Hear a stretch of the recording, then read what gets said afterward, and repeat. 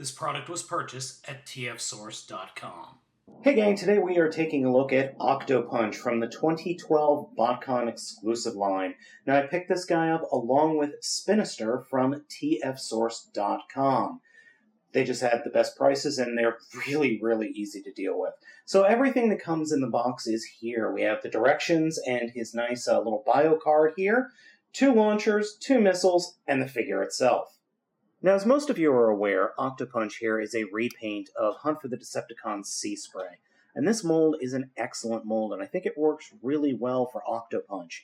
The teal green, the soft blue, and the purple, along with the yellow for the missiles, really work well for this figure. I like it a lot. Now, we'll talk about the controversial duck paintings on the figure's chest in a little bit once we get it into robot mode.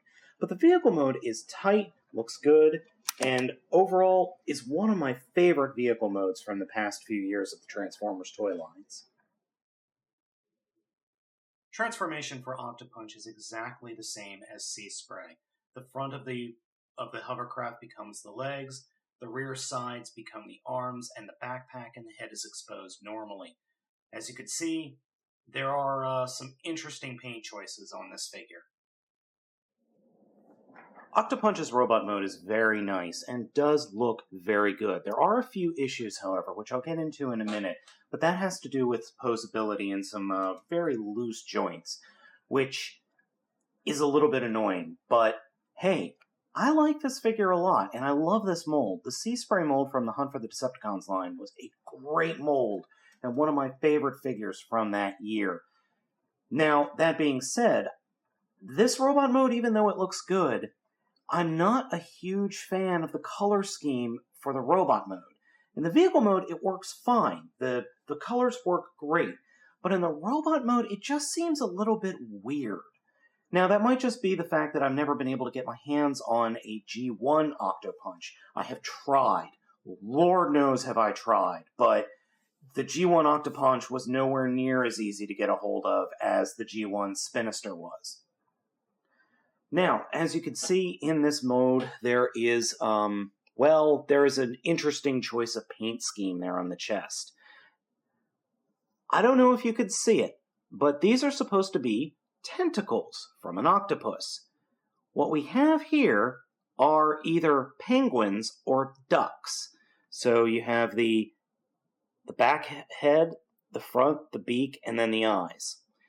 So I don't know why BotCon and FunPub decided to do that, but I know what they were going for, just kind of a little bit of an execution fail there.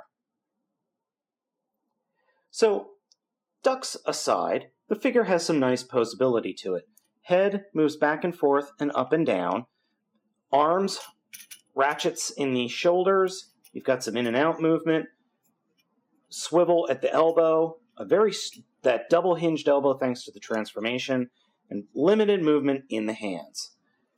Hips don't move, the torso does not move back and forth.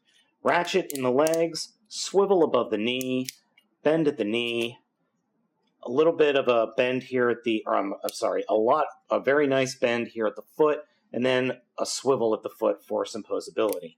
Now you can flip out these flippers like you could on the C.Spray figure, however, the one flipper is just too damn loose. I mean, I'm not doing anything to it. I'm just letting gravity take a hold of it. That tells me that was assembled incorrectly. So I normally just keep the flippers folded up. Another issue I have are the ankles, the swivel at the ankles of the feet. They are far too loose on this figure. And along with that, the ratchets in the figure's left hip, right here, the back and forth ratchet, I don't know, this is a much higher clicking sound, or the click in this ratchet is much higher pitched than this ratchet. That tells me that this was not assembled correctly. And when I put weight from the figure, it does have a tendency, if it's on a slippery surface, to slide out from underneath it. Otherwise, all the other joints are pretty good, but having a figure that's $100 and is an exclusive with a limited run and having loose joints is inexcusable. I'm sorry, BotCon, but you produce these figures. It is inexcusable for what you're charging to have problems like this. Oh, and that's not the only problem. The connection point that holds the torso in is very, very loose. I mean, I'm putting no pressure here. So, as I said, BotCon, it is absolutely inexcusable to have these problems. BotCon 2012 exclusive Octopunch is not a terrible figure. I actually do like it. And the vehicle mode is by far my favorite mode. I do have a few issues with the robot mode, mainly due to the color schemes and the weird ducks on the chest. But again, as I've said, it is inexcusable to have a convention-exclusive figure that costs $100, or close to $100, have the problems that this guy does. It's just absolutely inexcusable. So I wouldn't bother with this guy. Instead, I would go search out the Hunt for the Decepticons Sea-Spray figure. You're probably going to be paying $40 to $50 for that figure now, but I think it's a better figure than this exclusive.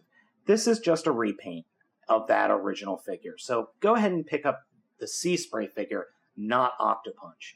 That being said, Octopunch, like I said, isn't terrible, but he's just got too many problems for me to recommend him.